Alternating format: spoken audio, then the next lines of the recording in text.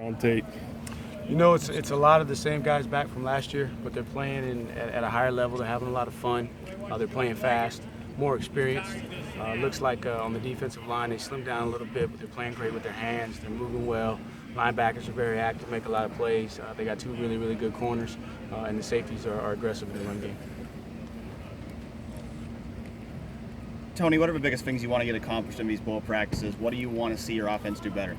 Well, just consistency. You know, we've had several games where we've had a lot of yards, but it hasn't been as clean as we would like. So just getting back to the basics, the fundamentals, being able to consistently execute, not beat ourselves, focusing on turnovers, ball security, getting back to the basics on ball security, going back to day one drills. Just continue to improve, get better at understanding what we're trying to do on the offense, and get down the plan for by the time we get down to the bowl game. So once we get down there, we can just polish the plan. What are the big differences you see from this year's Oklahoma's team versus last year? You know, I haven't seen them on offense, but I hear that they're really good on offense. They can run the ball, which was a little bit different than last year.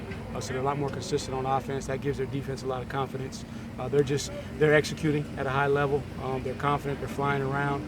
They're stopping the run, and they're making you beat them with the pass. And when you decide to pass, they're able to come up and challenge you. So they're just playing at a higher level, executing better, and it seems like they know the system a lot better.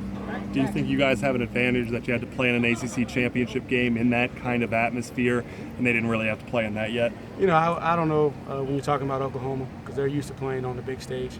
So I think that every game that they play in their conference, and it's Oklahoma, one of the most storied programs in all of college football. I think it helped us from the standpoint of we had an extra game, so we got a little bit more practice in. We were able to keep our timing 1 week longer than them, but I don't know if it gives us much advantage because they're going to come out fired up, ready to play, and they're used to playing on the big stage just like we are. What are you guys telling your players? I mean, obviously there's a lot of historical significance with this being undefeated season. You have the first chance to be 15-0. Do you think especially the younger guys on offense, do you think they grasp how special this season can be? You know, I think they do, but they also have done a great job all season of focusing on which game we're playing. So they're not looking ahead, and we can't be 15-0 unless we win this game. So we're putting everything we into it, and just emphasizing what's gotten us here is Monday's Monday, Tuesday's Tuesday. We go to work every day and taking advantage of these bowl practices to make sure that we put it in the work so that we earn the opportunity to win the game. Can you talk about how you've grown in your role this year as a play caller, just what you knew back in August and now what you know now, having been in the battles and drawing it up, so to speak, calling it from the call sheet? Just how have you grown? Where have you grown? You know, I think I've grown in game, you know, being able to make some adjustments. You know, this time last year in the bowl game, you know, I was new. I was up in the box. I was strictly off the call sheet, so I got a better feel of being able to get to the adjustments that I want to make and recalling what I've seen in my mind's eye off of tape. So I feel I've gotten better there. A lot of the credit goes to the players. Learn that you got to keep it simple so that they're confident, and when they're confident, they can go out and execute. Because again, obviously, I get too much credit for the play call. They go out and they execute it. They're confident. They take pride in executing. But for me, just throughout the course of the week, you know, making sure I'm efficient with my time. So I've gotten better there. And then in game, being able to process the information that I'm getting from all the different sources throughout the course of the game and try to get us into a situation where we can make adjustments and try to get the upper hand from the schematic standpoint. When you rep stuff in practice over and over and over again, do you know what your players can execute?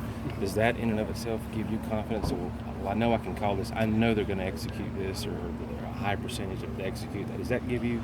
Right. We feed off of each other throughout the course of the week, and we're not going to ask them to do something that they didn't have success in practice, and so they know that they trust that the coaches and myself are not going to put them in a position to not be successful, and so we feed off of each other. And throughout the course of the game, you see what's working and not being afraid to go back to it. If it's working, if it's not broke, then don't fix it.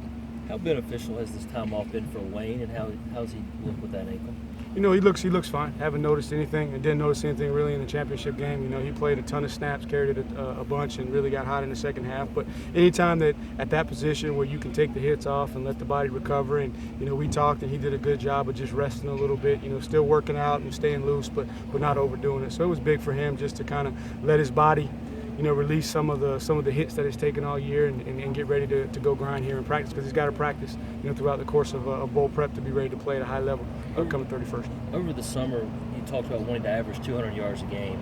How big a goal? How good was it to accomplish that goal and get to 200 yards? You know, I think from obviously stats, everybody looks at stats, but I think it was just a confidence builder for our guys up front. Early in the season, you know, we always talked about averaging 200 yards rushing, but when they started to do it, it was an expectation. And so then that went from we want to go from 200 to 215 to 225, and we want to be one of the top rushing offenses in the league. And then ultimately the next step is try to be one of the top rushing offenses in the country. And I think overall it's helped us in the passing game as well, because when we can run it and control the clock, but then also set up the play action and then throw it, and we're balanced and we keep people, throughout the course of the game, they got to figure out what they want to stop. And being able to run the ball, they got to commit to running the ball, or else we're going to stay on the field and eat up the clock.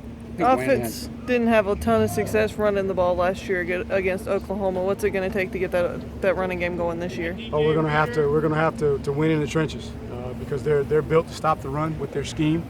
They give you opportunities to throw it, but we're really challenging our guys. We got to do a little bit to help them schematically, and just try to figure out what can be successful against that style of play. And what they do is built to stop the run. They're not going to give you the inside run, and they're going to rally to the ball on the outside run. So we got to help them, but more importantly, we just got to be ready to play. We got to have a great 2 weeks of preparation, and we got to play our best game up front. Can having Deshaun being a more mobile quarterback than Cole Stout last year kind of help alleviate some of those problems? It's proven throughout the course of the season that any time that Deshaun takes off with the ball, he makes us tough to defend. So we're going to have to look for opportunities for him to get involved, but at the same time be able to throw the ball. I think if we can throw the ball, it loosens it up a little bit, and then we can have some success. And we got to stay committed to the run also. We can't give up easily. It's Oklahoma. They're a top 30 defense. They're the best defense in their league. They're built to stop the run, but we're going to have to challenge them to run the ball. I think Wayne had 170 yards in the second half against